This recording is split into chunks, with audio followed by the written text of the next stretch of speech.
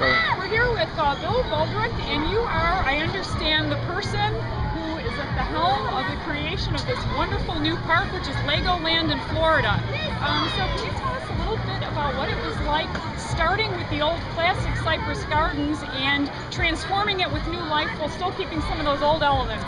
It was a dream job come true. I love theme parks, I love Lego, I love to draw, so I was able to combine those three things into like the ultimate job. And I worked in California as the park designer for many years, and they came to us and said, hey, there's this great new site, Cypress Gardens, just shut down. We need you to go out there and look at it and think of some ideas of how it can be transformed into a Legoland.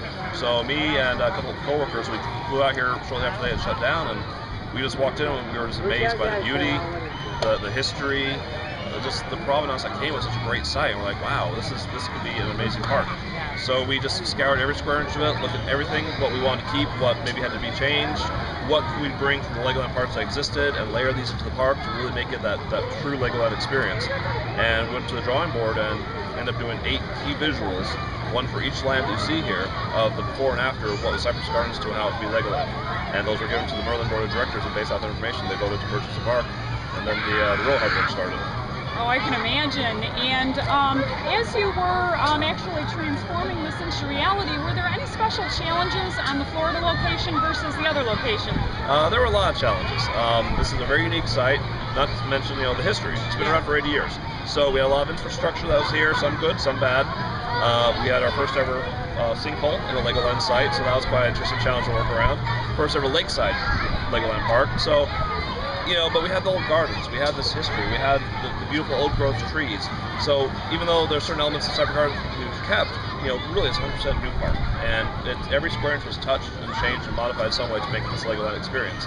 But it was a challenge, but it was a great one, because I think the end result was a real, truly beautiful park. Yeah, and you've got some unique things it looks like you were able to keep here too, like say the water show. I noticed you put the Lego slant on that. That's like a little nod to the old Cypress Gardens. And did the gardens themselves pose any challenge? Like, was that difficult to rehab? I heard it was kind of a little wild before you guys took it over. It was a little wild, but the gardens are protected by the state and the county. So we can't do anything there, which was great because they are so historic. We want to keep them as they are. Even when the park was shut down before we purchased it, there was always a skeleton crew of landscapers here that always had to maintain it and keep it protected because, again, it is a protected site.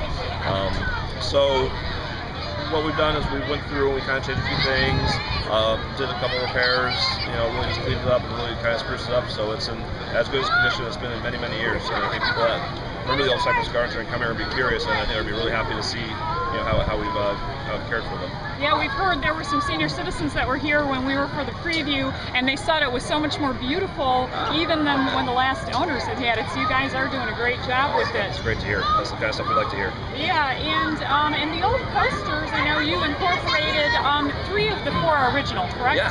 Oh yeah. We had the suspended coaster you see behind us. That was transformed because we have a boating school, we have a driving school, and now because of suspended coaster we have a flying school. And we have the old wooden roller coaster, which is called the Triple Hurricane. It's been rebranded as a dino coaster called Coastersaurus. And then the original, I think it was called the Okeechobee Rampage. It was a Vekoma coaster, and it was in a different location. We actually took the whole thing apart, repainted it, and moved it to a new location, and added more track and built our entire castle dragon coaster around it. So a little bit of the old, a little bit of the new, and that's probably like our signature ride in the park. Yeah, I really like how you've kind of, incorporated that dark ride element into that. And was there anything else new that you brought to this Legoland that you won't really see at the other parks? Where do we start? Everything's new.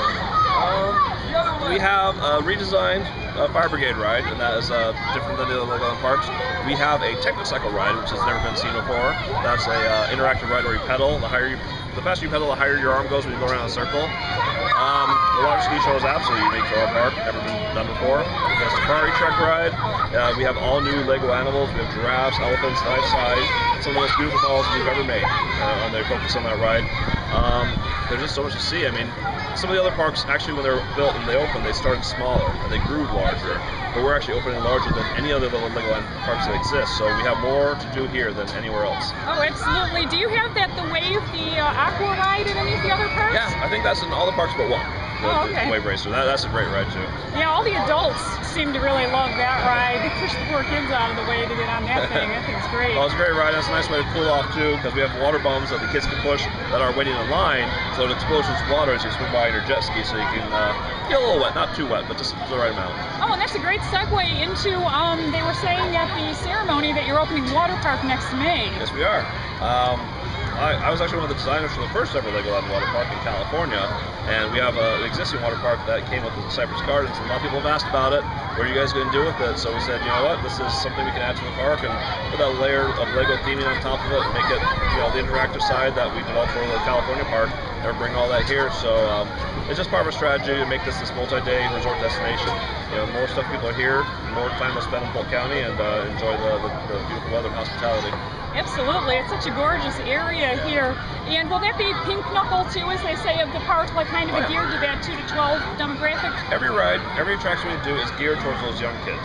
If a kid can't ride a ride, we don't build it. If they can't do something interactive, we don't do it. I mean, that's really where we start and stop. All of our rides, we have that in our mind that if you're 36 inches or taller, you can do everything. There's no limitations. So it's really important to keep that even to something like a water park. So when we did the California water park, we worked really hard to make sure that all the slides were accessible, the right heights. There was an interactive element. You actually have a life raft, like your raft you take around the lazy river. There's little Lego knobs on top and giant foam bricks you build on top of it, so you customize your raft as you go around the park. That's something you don't get at a typical water park. Yeah, you've always got that nice little, this reminds me very much of the parks when I was younger, a kiddie land, but with that really neat Lego branding and that Lego slant to it. Oh yeah, it's, like I said, you said pink knuckle, that really describes what we do. It's for a child, when you're 5 or 6 years old, you ride your first roller coaster. It's going to be the coolest, most exhilarating experience you've had up to your life to that point, but it's also fun enough to the parents enjoy it too. So we found that great sweet spot, middle ground, that makes everyone happy.